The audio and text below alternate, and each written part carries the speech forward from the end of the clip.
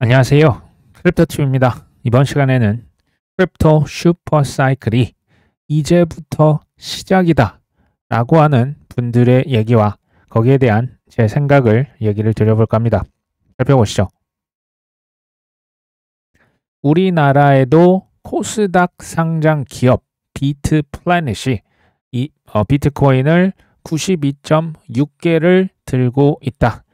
근데 재밌는 게 이 비트플래닛이요. 암호화폐 벤처 캐피털 소라 벤처스의 투자를 받아서 비트코인을 사기 시작했다.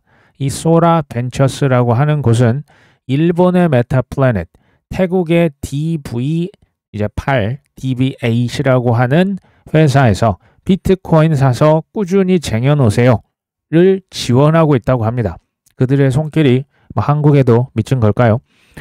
어쨌든 여기 우리나라 그 코스닥 상장 기업의 비트코인 평단가는 원화 기준 1억 6,900만 원, 거의 1억 7천만 원이라 보면 되겠죠. 평단가가 이게 지금 너무 높은 거 아닙니까? 웬만하면 이분보다 더 싸게 사셨다라는 생각이 들죠. 너무 늦은 거 아닐까요? 연말까지 꼬리표, 시간표 달린 돈으로 무조건 탈출해야 된다. 이제 그런 어떤 시간 제한이 있는 분들에게는 늦었을 수도 있어요. 그러니까 그 시간 제약이 있는 빚이나 여러 가지 연끌을 전 안 하셨으면 좋겠다라는 얘기를 드린 바가 있습니다. 반면에 시간 그 허라이즌을 좀 넓혀 보시면요. 지금부터 5년을 보시고 10년을 보시고 심지어 20년도 저는 비트코인 봅니다. 그러면 마이너스 90% 이상 박앤세일 하는 게 맞죠. 사실 저는 이더리움, XRP, 솔라나는 비트코인 대비해서 여전히 전 저평가를 받고 있다. 여전히 비트 시즌이지 않습니까? 저는 트럼프의 킹메이커 입장에서 한번 생각을 해보시면, 그러니까 지금 본인들도 이제 스트래티지도 엄청 샀고, 비트 어디입니까? 메타플래닛도 비트코인 엄청 쟁여놨고, 이게 이제 이더리움까지 갔고, 솔라나, XRP 가고 있죠. 그들 입장에서는 그럼에도 제일 중요한 건 비트코인이 맞아요.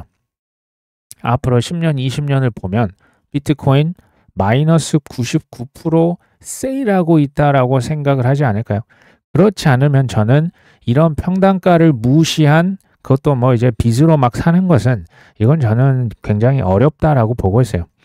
물론 우량 코인 한정입니다. 아무거나 그냥 막 묶고 더블로 가는 것은 저는 정말 위험한 투자라고 생각을 하고요. 우량 코인에 한정했을 때 평단가보다 더 중요한 것은 뭐다? 개수입니다. 개수가 실력이라고 계속 얘기 드리고 있습니다. 샤플링크에서도 이더리움을 8천만 달러, 19,200개 정도 추가로 샀다라고 하죠. 생각해 보시면 톰 리, 마이클 세일러, 피터 틸, 조셉 루빈 이런 분들이 사실은 트럼프 대통령의 킹메이커에 직접적으로 관여한 이제 피터 틸 사단이라고도 하죠. 페이팔 마피아라고도 합니다. 또는 그 뒷단에 있는 그들과 뭔가 소통을 하지 않았겠냐. 전통 금융, 월스트리트 금융기관들과 뭔가 지령을 받지 않는 한 이렇게까지 극단적인 행동이 나올 수 있을까? 저는 이제 좀 약간 이거는 삐딱하게 제가 생각을 해보는 거예요. 진실은 알 수 없겠죠. 하지만 또는 코인베이스, 리플, 서클, 크라켄, 제미니, 크립토닷컴 트럼프 대통령의 이제 최근에 이제 최근까지도 기부를 많이 한 그런 회사들 있잖아요. 믿는 구석이라는 게 있지 않으면 이렇게까지 극단적인 비트코인, 이더리움 매수, 또 매수, 빚으로, 전환사채로, 주식으로 저는 조금 이제 삐딱하게 지금 의구심을 가지고 보고 있는 거죠. 믿는 구석이 있다는 게 저의 생각입니다. 이 차트는 제가 해외 유튜브 보다가 가져왔습니다. 미국의 주식 S&P 500 지수 파란색입니다. 지난 한 10여 년간 이렇게 우상향했죠. 특히 2023년을 기점으로 S&P 500 지수가 많이 올랐죠. 근데 밑으로 떨어지는 이 초록색은요. 미국의 신규 채용 건수라고 보시면 돼요. 근데 재밌죠? 미국의 신규 채용 건수가 줄었는데요. 그러니까 사람들 많이 안 뽑아. 그러니까 더 안 뽑고 심지어 자른 거죠. 빅테크들 사실 개발자 많이 이제 코로나 이후에 많이 해고를 했습니다. 근데 S&P 500 지수는 왜 이렇게 올라갔을까요? 반대로 놀고 있죠. 어느 순간부터. AI 발전이 되면 될수록요. 사실 사람을 그렇게 많이 뽑을 필요는 없습니다. 그래서 신규 채용 자체는 일단 안 뽑고요. 기존에 있던 멤버들, 특히 화이트 칼러들 굳이 안 뽑는 거죠.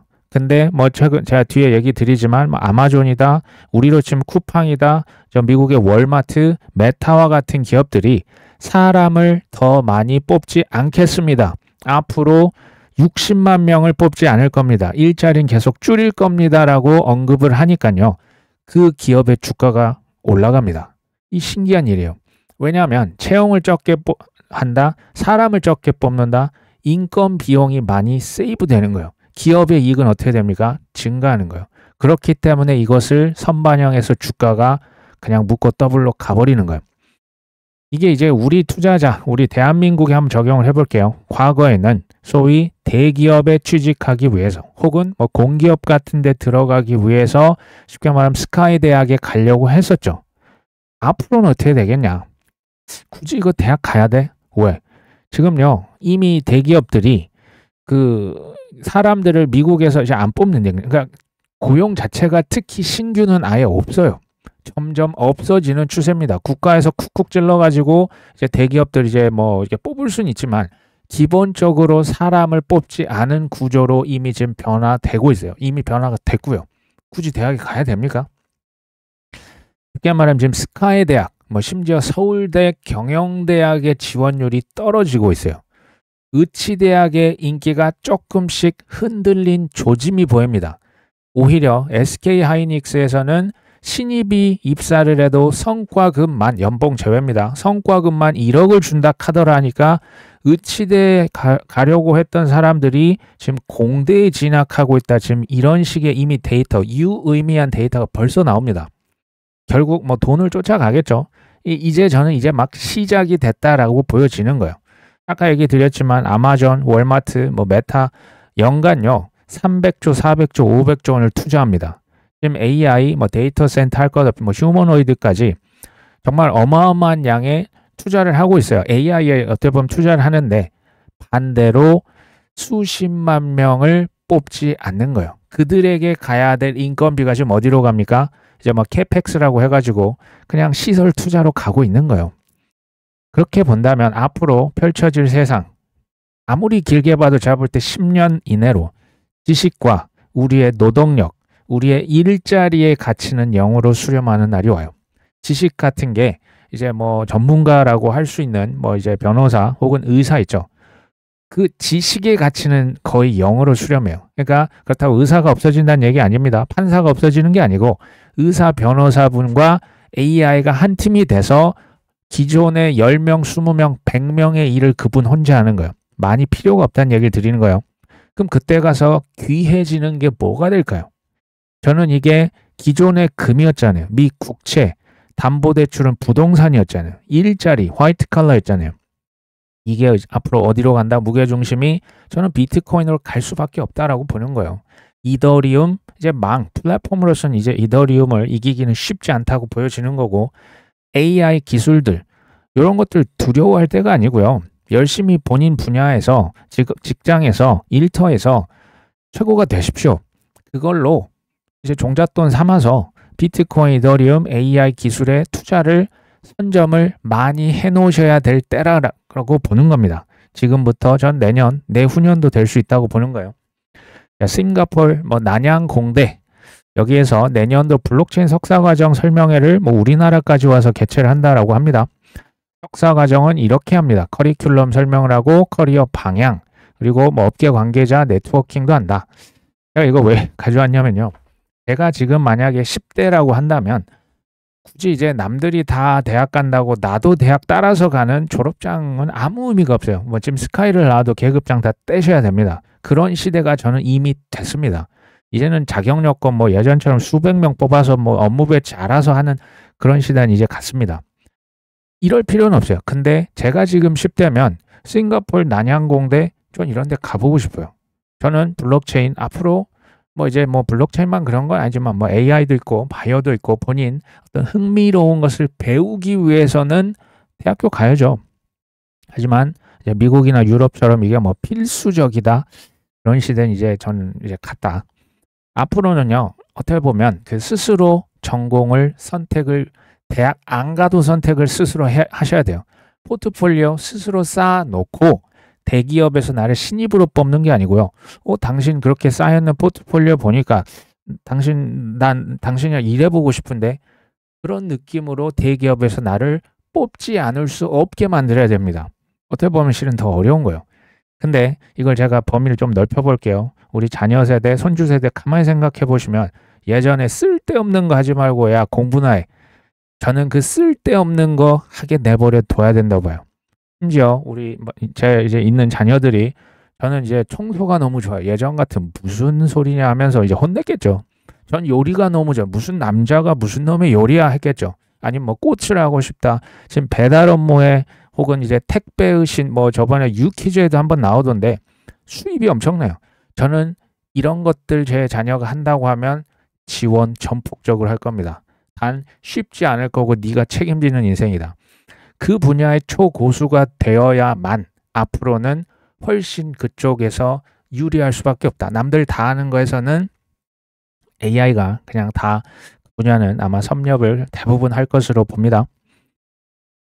한국은행이 최근에 스테이블코인 관련해서 발언했습니다. 원화 스테이블코인 발행은 은행이 찍자. 유통은 비은행권. 그러니까 테크 기업들은 유통만 하자. 이런 주장을 하셨죠. 스테이블코인에 대해서 항상 부정적인 발언을 한다 안 한다? 한다. 지금 외부 충격에 민감해서 가치 변동성이 크던데 스테이블코인. 코인론 나오면 어떡할 거야? 소비자 보호 이거 확실해. 금산 분리 지금 원칙이랑 위배되네. 자본 외환 규제 우회. 이거 뭐 국부 유출되면 어떡할 거야? 이런 얘기죠. 통화정책 안 먹힐 것 같은데 은행 중개 기능 은행들이 힘을 잃을 것 같은데 제대로 보고 있는 거예요. 그러면서 이제 관련된 법이 먼저 나와야 된다. 제가 이 한국은행의 속내를 제가 가로 열고 닫고 이제 드리려고 하는 거예요. 원화 스테이블 코인 발행, 달러 스테이블 코인의 습격. 이거 어차피 못 맞겠네. 이게 1번입니다. 두 번째, 빅테크의 발행만큼 화폐 발행을 우리로 치면 네이버, 업비트가 하는 것만큼 우리가 막자. 괄호 열고 닫고 은행을 통제하는 게 그나마 쉽지 않아? 지금 이런 얘기예요. 정부기관, 고위 어떤 그 관료들께서는 가장 두려워하는 것.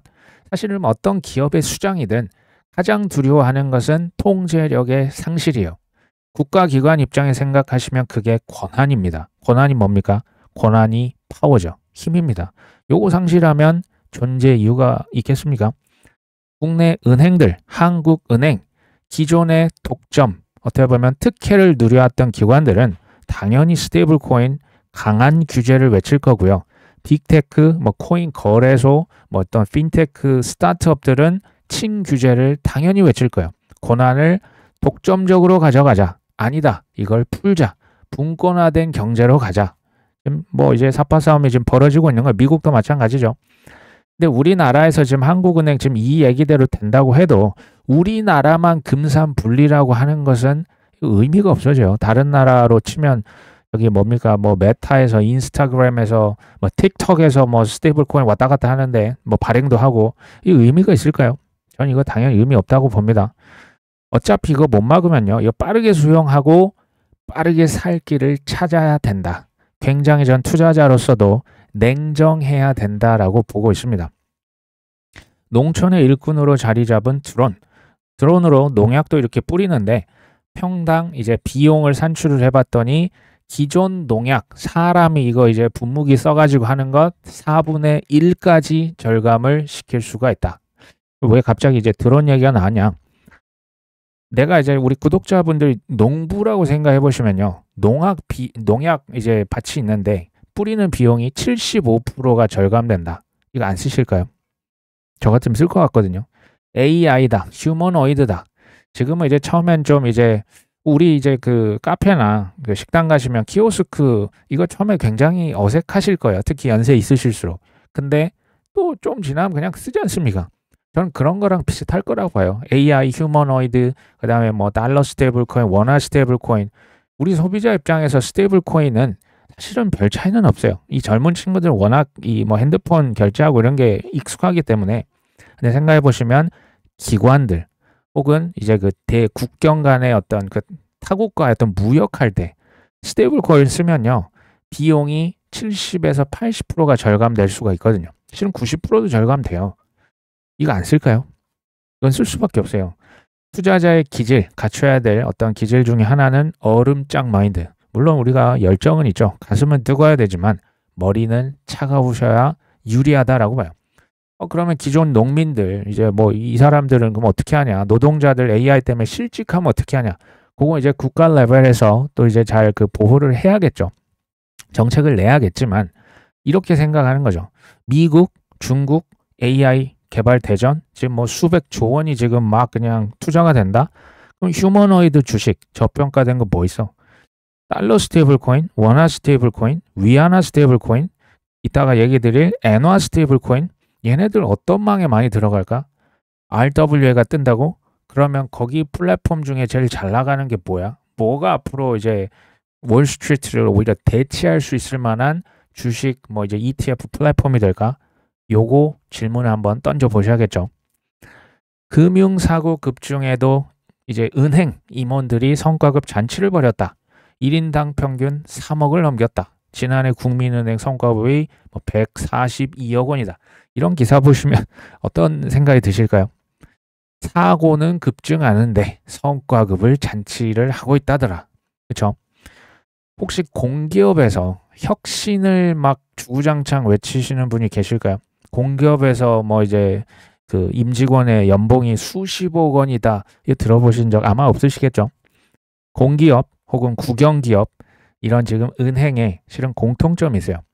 어떻게 보면 이 독점권 혹은 독과점 혜택을 국가에서 부여를 한 겁니다. 물론 뭐 산업에 대한 보호 규제 차원에서 이걸 했을 거예요. 근데요, 이게 지금 구조적인 거라는 걸 제가 얘기를 드린 거예요. 근데 그 구조가 바뀌는 거예요. 웹2에서 웹3 시대로 가고 있죠. 웹2는 기존의 빅테크, 뭐 은행망, 이게요, 산업을 그냥 법으로 보호를 했기 때문에 이제 페이스북에서 내가 아무리 좋은 글을 써도 이제 쓰는 작가는 돈을 한 푼도 못 받아요. 은행망도 기존에 뭐 스위프트, 기존에 막 결제 그 중간에 껴있는 그 인터미디어리라고 대리인들 중간에 그 중개자들 있죠. 이분들이 수수료를 많이 가져갔어요. 그러니까 시간도 오래 걸렸고. 근데 웹3로 가면요, 스테이블 코인 쓰면 돼요. 그러니까 은행망을 안 씁니다. 디지털 토큰화, 부동산도 토큰화. 그러면 기존에 뭐 부동산 중개인 분들의 기존에 그 수수료 비싸다고 이제 직거래도 많이 하잖아요. 우리 소비자 입장에서는 이건 엄청난 이득이에요. 그러면 이제 조금 더 가보면요. 지금 은행들의 이런 성과급 잔치가 앞으로는 쉽지 않을 수 있는 거예요. 저 성과급이 지금 누구한테 오냐면요. 실은 우리 같은 사용자들에게 오는 거예요. 생각해 보십시오. 그러면 이건 좋은 겁니다. 그들에게 가야 될 혜택, 돈, 시간, 편리함 이런 것들이 이제 기존의 어떤 뭐 고위 뭐 관계자에게 갔던 게 아니고요. 이제 뭐 공공기업에 갈 만한 것들이 우리한테 돌아오는 거예요. 고객, 사용자에게 오니까 이것을 부정적으로만 보실 이유는 전 없다라고 보는 거예요. 압도적인 혜택이 주어지면 이 변화라고 하는 것은 어쩔 수 없는 시간 문제가 될 겁니다. 세계 첫 엔화 연동 스테이블 코인이 출시가 됐습니다. 이제 스타트업에서 먼저 발행을 했고요. 일본의 예금, 일본의 국채로 준비금이 담보로 설정이 되어 있습니다. 뭐 미국과 비슷하죠. 초기 이용자 확대를 위해서 거래 수수료는 처음에는 부과가 안 되고 이 일본 국채를 들고 있기 때문에 이자 수익으로 프로젝트 수익을 창출한다는 계획이다. 쉽게 말하면 일본판 테더를 꿈꾸고 있는 거예요. 그렇겠죠. 일본 은행의 전 임원 출신은 엔화 스테이블 코인이 일본 내에서 확대될지 불확실성이 크네. 얘기 드렸죠. 중앙은행은 스테이블 코인 안 좋아합니다. 대형은행이 참여한다면 또 모를까. 근데 대형은행이 온다고 해도 한 2, 3년은 걸릴걸? 이거 쉽게 이렇게 안 될 것 같은데 라는 얘기예요. 근데요, 전기가 처음 등장했어요. electricity, 전기 있죠. 이게 이제 그 전기줄에 막 감전되고 이렇게 죽을 수도 있다. 실제로 이런 공포가요, 정말 어마어마했어요. 그러니까 그 전기가 처음 나왔을 때. 근데 그럼에도 전기가 없는 세상 지금 상상하실 수 있으실까요? 인터넷이요, 혹은 이제 핸드폰이요, 온갖 해악성, 실제 안 좋은 일이 많이 쓰이지 않습니까? 인터넷이. 그래서 이걸 없애야 된다. 주장 나왔었겠죠. 나왔었죠. 그럼에도 인터넷 없는 세상 지금 상상이 되실까요? AI도 지금 똑같잖아요. 이게 인간의 지금 직업을 다 뺏어가고 심지어 ASI, 인간을 지배한다? 이거 안 되겠네. AI 때문에 뭐 이제 우리가 이제 뭐 저기 느리게 늙을 수 있고 암을 뭐 피 한 방울 뽑아서 이거를 그 검사할 수 있다. 저는 혜택이 훨씬 더 클 거라고 보거든요. 마찬가지예요. 코인도 그렇잖아요. 스테이블 코인 이게 투기다, 도박이다, 사기다. 지금 뭐 10년 이상 외쳤던 거 아닙니까? 화폐 주권이 이렇게 되면 이거 큰일 난다. 그래서 없애야 될까요? 아니면 장점을 잘 살리고 단점을 최대한 보완을 해야 될까요? 확정된 미래라고 보이시죠? 일본에서 엔화 스테이블 코인이 올라가 있는 망을 제가 찾아봤습니다. 이더리움 망을 봤고요. 그 다음에 아발란체, 폴리곤까지 사용을 이제 막 시작을 했습니다. 근데 뭐 스테이블 코인 올라가면 뭐하냐? 지금 가격이 지금 뭐 제자리인데 이렇게 얘기를 하실 수가 있겠죠. 톰리가 등장합니다. 이더리움 장기적인 슈퍼 사이클에 진입했다. 지금 마이클 세일러 형님 지금 다 나와서 뭐라고 하냐면요. 4년 주기는 이제 완전히 끝났다 라고 얘기를 해요. 근데 이건 뭐 이제 그 4년 주기가 저 역시 이제 끝날 확률이 좀 더 높다라고는 봐요. 근데 우리가 어떤 그 뭐랄까요? 그 문구 뭐 사이클 이런 거에 갇힐 필요는 없다라고 봐요. 그냥 엄청난 폭등이 나오면 적당히 덜어내고 아니면 좀 더 들고 가고 그게 더 중요하겠죠. 정확히 맞출 수는 없을 거고 이분은 왜 지금부터 이렇게 시작이라고 할까요? 톰리가 또 CNBC에 나와서 이더리움 슈퍼 사이클이 오고 최근에 레이어 1, 레이어 2 이더리움 여기 지금 활동량, 사용량이 엄청나게 증가하고 있다. 근데 이더리움은 가격은 뭐 그렇게 재미는 없지 않냐? 뭐 이런 지금 포스트거든요. 근데 그러면서 이 뭐라고 하냐면 이게 그 비치 발리볼 있죠. 그걸 이제 물속에 점점 이렇게 밑에까지 이제 집어넣으면 어느 순간 그거를 놓는 순간 비치 발리볼이 더 높이 올라가겠죠. 여기는 이제 짓눌리는 그 스프링에 비유해요. 용수철을 지금 계속 짓누르고 있다. 그러면 뭐 이더리움 나중에 가격 오르지 않겠냐 그런 얘기예요. 근데 이건 이제 그 비유고요. 이제 메카프의 법칙이라고 있죠. 네트워크 망. 지금 이더리움 망이죠. 솔라나 망, 아발란체 망, 폴리곤 망이거든요. 이 망의 가치는 결국 뭐냐? 사용자 수인데요. 이제 그 활성 사용자 수라고 보시면 좀 더 이게 효과가 높아집니다. 관련도가. 활성 사용자는 이거 잘 사용하는 사람들. 폴리곤 망에서 뭐 스테이블 코인을 주고받고 코인을 송금하고 결제하는 사람들이 많아질수록 그 숫자의 제곱에 비례해서 망의 가치가 커진다라는 거예요. 그렇게 보면 아직 이더리움도 제가 볼 땐 초창기예요. 초반에 이렇게 지금 밑에 꼭 비행기 활주로에서요. 이제 막 그 에너지를 써가지고 막 이렇게 달리는데 하늘로 바로 뜹니까? 대부분 활주로에 한 80% 이상 가다가 마지막에 테이크오프 하잖아요. 요런 느낌의 자산 가치, 이제 가격의 상승이 초반에는 오르는 거야, 마는 거야 하는 기간이 생각보다 길 겁니다. 저는 지금부터 5년이요. 스테이블 코인, 자산 토크나 RWA의 초창기라고 보여져요. 지금부터 5년, 이제부터 초창기가 이제 막 시작이 된 거예요. 좀 중기다, 이게 뭐 이제 그 maturity 성숙기는 제가 볼 때는 뭐 아직 멀었습니다. 아직 멀었어요. 닉은 이렇게 얘기를 하네요. 비트코인이 지금 브레이킹 아웃 상승을 하고 있는데 우리는 여전히 두려움에 떨고 있는 것 같아. 그래서 즐길 수가 없다. 뭐 이런 표현을 쓰네요. 수개월째 가짜 랠리가 나왔고 이제 거짓 희망이 있었기 때문에 쉽게 말하면 희망 고문이 있었기 때문에 지금 이렇게 믿음을 갖는다는 게 되게 위험하게 느껴지는 것 같다. 이제 이 바닥, 이 코인 업계에서 지금 시장에서 생존을 했는데 이런 것이 우리에게 두 가지를 가르쳐줬다. 첫 번째는 인내죠. 근데 두 번째는 불신도 안겨줬다라는 얘기를 하네요. 가치냐 가격이냐라고 하는 질문이 전 중요하다라고 봐요. 가치, 가격, 뭐가 더 중요할까요?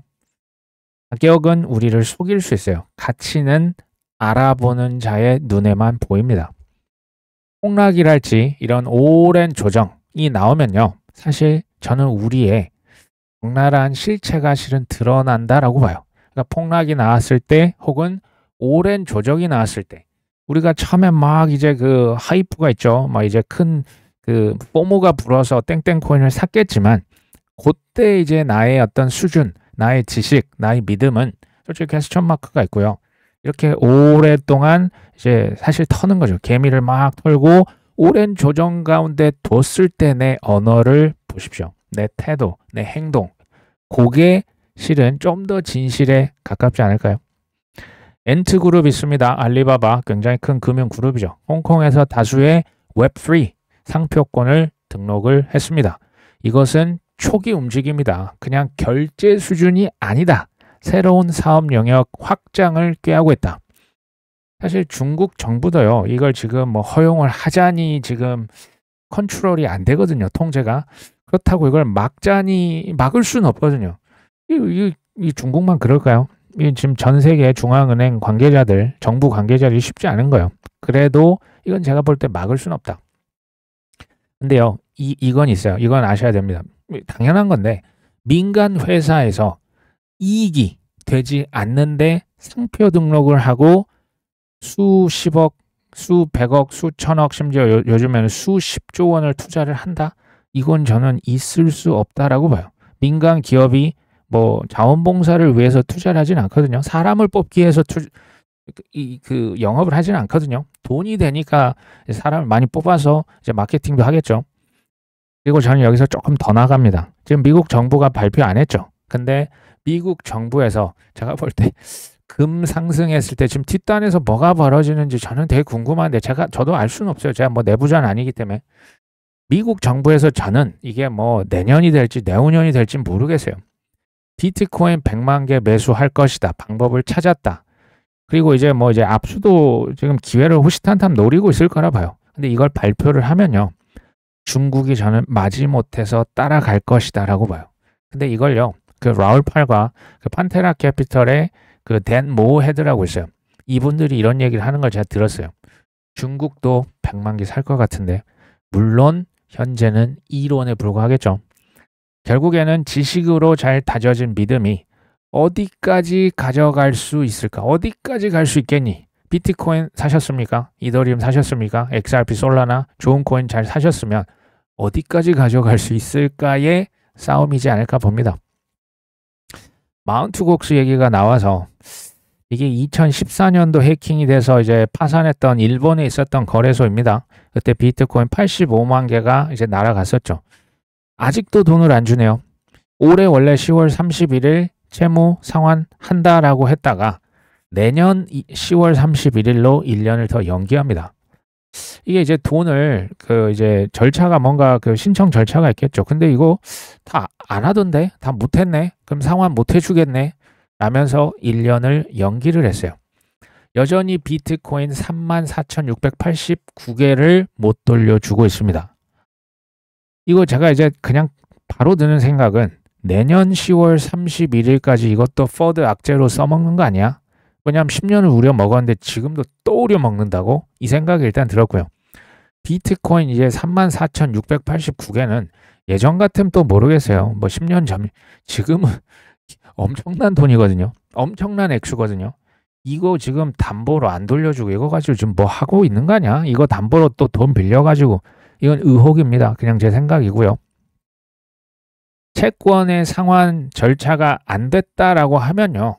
정상적이라면 저는 메일 날리고 편지 날리고 전화를 하든 문자를 하든 이거 하세요라고 독촉을 해서 이걸 빨리 돌려줄 생각을 해야 되는 거 아닙니까? 그냥 1년 미루는 게 저는 뭐 그렇게 납득은 안 돼요. 이건 이제 참고로 그 다음 10년을 우려먹을 퍼드 이제 가격 떨어질 때 하고 우리들 겁주는 게 퍼드죠. 양자 컴퓨터 퍼드가 될 거라고 제가 예전에도 얘기를 한번 드렸죠. 양자 컴퓨터 비트코인 네트워크 이거 해킹돼. 그렇죠? 그냥 잘 생각해 보셔야 돼요.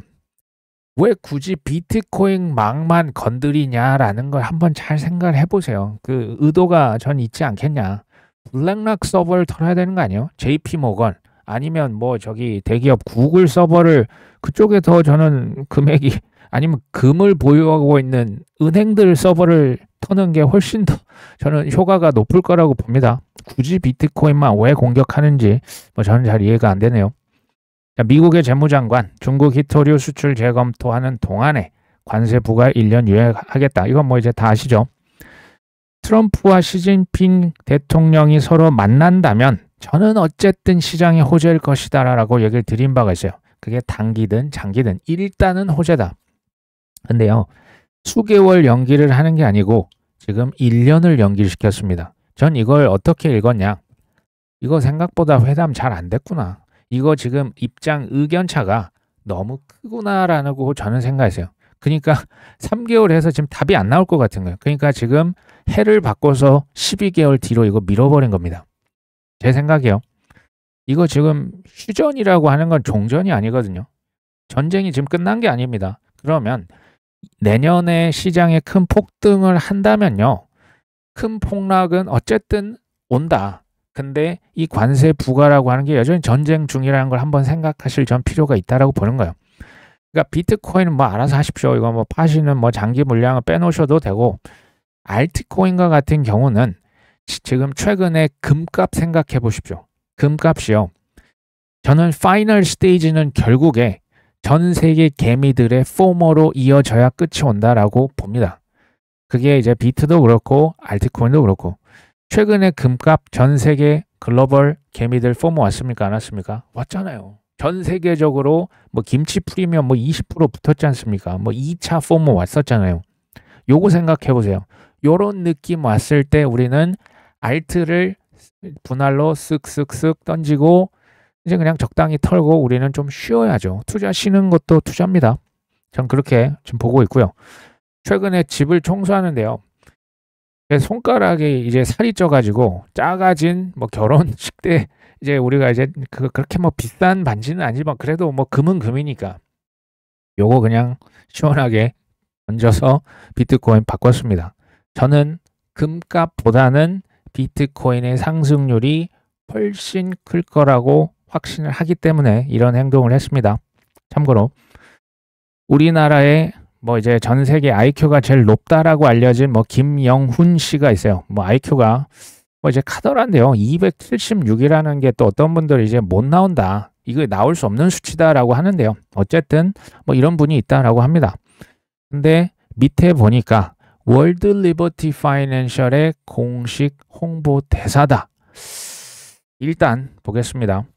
이제 뭐 트위터에 뭐 이런 얘기들이 뭐 심심치 않게 나오거든요. 세계에서 IQ가 제일 높다라고 하는 사람이 비트코인이 10년 이내에 최소 100배 간다 카더라. 그리고 글로벌 기축 통화로 자리를 잡는다던데 라는 얘기를 계속 얘기를 합니다. 제가 이번 트위터도 한번 가봤어요. 이런 얘기 한 게 맞아요. 근데 또 하나 예측을 또 하네요. 월드 리버티 파이낸셜의 시가총액, 이 토큰 시총이 곧 있으면 이제 빌리언 달러. 근데 현재가 4빌리언 달러니까 뭐 그렇게 될 수도 있겠죠. 이것까지 뭐 그렇다 치겠습니다. 근데 월드 리버티 파이낸셜의 토큰이 비트코인보다 더 가치 있는 유일한 코인이 될 것이다. 제가 이분에 대한 신뢰를 조금 접었습니다. 이거 보고 좀 접었어요. 그럼에도 불구하고 저는 그 의견은 전 똑같아 봐요. 비트코인이 세계 외환 보유고 전 될 거라고 봅니다. 리저브 커런시죠. IMF 통화 바스켓 안에 전 들어갈 거라고 봐요. 가격 예측은 솔직히 그건 제 영역이 아니기 때문에. 비트만 얘기하지 말고 알트는 그럼 어떠냐? 알트는 98% 그럼 다 망하냐? 전 망할 거라고 봐요. 그러면 우리는 안 망할 2% 코인 내만 투자를 하셔야 된다. 기본적으로 알트는 보수적으로 갈 수밖에 없어요. 시총을 그래서 보는 거고 ETF가 됐냐, 미국산이냐, 그리고 뭐 여러 가지 막 가능성이 아니고 실제 매출이 나오고 있냐, 투자자가 누구냐, 채택이 됐냐 계속 얘기를 드리죠. 그 2% 코인에 저는 전 세계 투자자들의 머니 블랙홀이 될 거라고 봐요. 이게 저는 코인 탑 10, 탑 20 지수 ETF를 통해서 이루어질 거라고 봐요. 근데 그 전에 뭐 블랙락이다, 피델리티다, 뱅가드다 관련된 코인 기업 주식 혹은 스트래터지 혹은 이제 비트코인 ETF를 통해서 이제 제일 이제 좋은 거 초우량 담보는 지금 싹쓸이 이미 해놓은 거죠. 그렇죠? 로버트 기요사키도 최근에는 비트 또 금, 은에 이어서 이더리움에 대해서 불리시한 의견을 나타냅니다. 이런 얘기를 하네요. 이더리움을 4,000달러에 사는 것은 비트코인 4,000달러에 사는 것과 똑같은 게 될 것이다. 뭐 그렇게 될 거라고 전 봐요. 이제 뭐 이더리움도 뭐 저는 이제 시간 문제지 뭐 몇 천만 원 이제 심지어 억까지도 갈 거라고 봐요. 이게 뭐 1, 2년 아닙니다. 뭐 10년, 20년 보고 얘기를 드리는 거예요. 이더리움은 저 같은 경우 이게 이제 없어질 그럴 단계는 한참 전에 지났다. 뭐 이제 이또속 나올 때도 저는 똑같은 얘기를 계속 드렸어요. 저는 이걸 믿기 때문에 얘기를 드렸던 거고 믿는 그 자산, 실은 코인 투자하실 필요도 없어요. 그냥 믿는 그 자산에 투자를 하셔야 오래 갈 수 있고요. 큰 수익에 대한 상승분을 가져갈 수 있다. 이거 이제 리플 컨퍼런스입니다. 스웰이라고 했어요. 매년 11월 초에 개최하는 리플 주제 컨퍼런스인데요. 이거 상식적으로 한번 생각해 보시면 돼요. 전 지금 이 코인을 뭐 사세요 마세요 그런 얘기 아닙니다. XRP가 만약에 사기고 미등록 증권이라면 생각해 보십시오. 여기 지금 초대된 연사들 한번 보십시오. 블랙락, 피델리티, JP모건 체이스, 마스터카드, CME, 뭐 무디 여기 지금 그 레이팅 평가하는 평가사입니다. 스테이트 스트리트, DBS, 블룸버그, 소시에테 제너럴, 프랑스의 그 은행이죠. 나스닥, BNY 멜론, 뭐 프랭클린 템플턴, CT, 월스트리트 전 세계 글로벌 어벤져스 군단들이 굳이 이 지금 리플 컨퍼런스 망할 코인의 컨퍼런스에 굳이 여기 왜 올까요? 한번 생각해 보실 수 있을까요? XRP 그리고 이런 분들 혹시 계시면 XRP가 성공하면 리플 레저 쓰면 스위프트 망한다며 이 스위프트를 대체하는 스위프트 2.0이라며 혹은 뭐 스테이블 코인이 커지면 은행망 안 쓴다며 카드사 망할 거라며 제가 볼 때 이분들은 하나는 아시는데 둘은 모를 수 있다라고 봐요. 뭐냐면 지금 이런 이분법이잖아요. 흑백 논리가 성립이 안 될 만큼 디지털 경제, 디지털 화폐, 뭐 실물 자산화 토큰 이런 거 있죠. 토큰화 경제 이게요. 기존의 모든 레거시를 대체할 수 있을 만큼 어마어마하게 커질 거라는 것을 의미해요. 그러니까 경쟁도 하면서 상호 보완도 하면서 이 시장 자체가 시총이 어마어마하게 커진다라는 걸 의미해요. 단 시간이 많이 걸립니다. 시간이 걸려요. 최소 5년, 10년, 20년. 그러니까 그때를 보고 지금 우리가 투자 종목을 결정을 해야 된다라는 거예요. 지금 당장 뭐 몇십 프로 더 가져가고는 제가 볼 때는 그렇게 큰 의미는 없다라고 봅니다. 금은 이제 뭐 떨어졌죠. 지난 일주일 마이너스 6.8%, 비트코인은 6.7% 올랐다. 4분기에 비트코인 뭐 2억 2천, 2억 5천만 원은 거의 확정적이지 않아? 뭐 이런 사람도 있고요. 지금 금의 시가총액이 뭐 비트코인에 지금 뭐 여전히 뭐 10배 이상 되는 거죠. 금의 시총의 1%만 비트코인에 들어온다면 비트코인의 가격은 제가 그냥 하나로 바꿨습니다. 2억 원이 될 것이다. 금의 시총에서 딱 3%만 비트코인으로 들어오면 비트 가격은 2억 7천만 원이 될 것이다. 금 시총의 5%가 들어오면 비트는 현재 3억 5천만 원까지 바로 오를 거다. 뭐 이런 얘기입니다.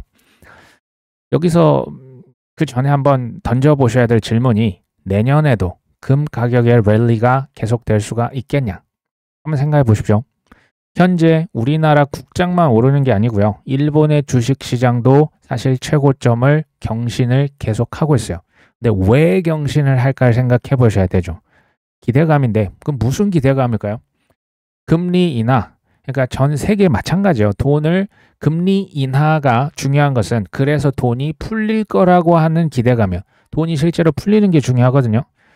지금 우리나라도 프랑스도 일본도 지금 일본의 새로운 여성 총리가 아베를 그대로 아베노믹스의 지금 계승자거든요. 쉽게 말하면 돈 찍는 팔아 보시면 돼요. 비둘기 쪽입니다.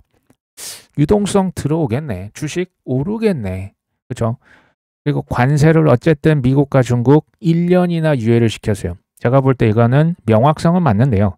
괄호 열고 일시적 명확성이에요. 어쨌든 내년이죠. 미국의 MMF 펀드에 1경원이 지금 쌓여 있어요.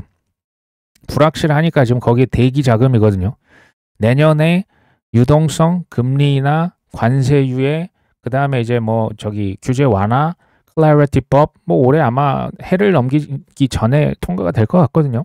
이 기대감이 주식시장, 지금 그 일본의 주식시장, 금을 올렸지만 앞으로는 뭘 더 올리겠냐?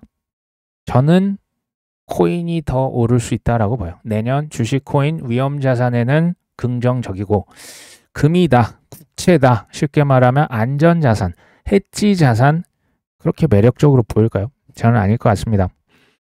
어떤 고래가 비트코인을 하루도 안 돼서 1981개를 샀다. 한화 3,300억 원을 일시에 지불했습니다. 누가 샀을까요? 그건 이제 모릅니다. 근데 추정컨대 숙제가 완료가 완벽하게 됐고 동시에 현금을 준비를 한 누군가 샀겠죠. 이게 이제 빚으로 냈는지 그건 제가 모르겠습니다. 확신의 베팅을 할 수 있는 거겠죠. 숙제 완료도 현금 준비도 실은 우리 같은 일반 투자자는 어려운 게 맞아요. 저는 하는 데까지 하자라는 주예요. 억지로 이것을 뭐 내가 시간을 그냥 확 땡겨가지고 빚으로 산다, 연끌을 하겠다 모르겠습니다. 뭐 부동산이야 뭐 실거주라고까지는 뭐 1주택은 필요하시니까 코인은 이렇게 안 하셨으면 좋겠어요. B2 연끌 했을 때 글쎄요, 생존율이 현저히 낮아질 수가 있다. 특히 왜 알트코인은 아직이냐? ISM 지수, PMI 지수가 50이 넘어가 줘야 돈이 비트코인 위주에서 알트코인으로 물처럼 밑으로 흘러 넘칠 것이다. 현재 미국의 10월 초 기준이죠. ISM 49.1입니다. 코인베이스 앱 순위 랭킹 지금 우리 구독자 한 분이 잘 달아주고 계시는데 300이 바깥에서 놀고 있어요. 알트코인 지금 아무도 주목하지 않다는 거예요. 거의 알트는 제가 볼 때 바닥권이다라는 생각이 들어요. 여전히. 금, 미국의 주식, AI 주식 많이 올랐죠. 한국의 대장주, 지금 이제 삼성전자, 하이닉스 주목을 받고 있지 않습니까? 연말, 내년으로 갈수록 뭐가 더 오를까? 저는 지금 저평가된 자산은 뭐야? 그러면서도 이상한 잡주 말고 우량 자산이 뭐야? 요거 질문해 보실 때라고 보는 거예요. 우량 알트코인. 저는 비트코인도 이제 샀지만요. 지난 주말에 알트코인들 이게 웬떡 하면서 물론 이제 예전처럼 많이는 못 삽니다. 소액 추매를 했습니다. 하는 데까지 하는 거죠. 생활비까지 다 사시면 저는 어려워질 수 있다라고 봐요. 이걸 적당히 그냥 있는 듯 없는 듯 그냥 마음이 동할 때 소액이라도 그냥 사는 이 정도라 보시면 되겠죠. 이제 행복한 이제 그 와이프와 이제 3명의 아이들이 밥을 먹고 있습니다. 이 라크데이피식스가 이렇게 얘기를 했는데요. 엄마, 우리는 왜 이렇게 부자야? 우리는 왜 이렇게 먹을 게 많아? 엄마가 답을 하는 거죠. 왜냐하면 아빠가 다이아몬드 핸드였거든. 모든 분석가들이 상승장은 끝났다, 시즌 종료를 수개월을 외치는 그 조정에서도 너희 아빠는 꿈쩍도 않으셨단다. 이런 카더라 합니다. 이제 우화가 되겠죠. 우리 자녀 세대, 손주 세대에게 그때 할아버지가 투자 잘 하려고 했는데 그 트럼프 대통령 그분이 말이야 이제 3년 전 2년 전 게리 겐슬러 그 이상한 분이 있었어. 껄껄껄 핑계를 대실지 아니면 자랑스럽게 나는 이걸 견뎌냈고 결국 이겼다라고 하실지 저는 후자가 되고 싶거든요.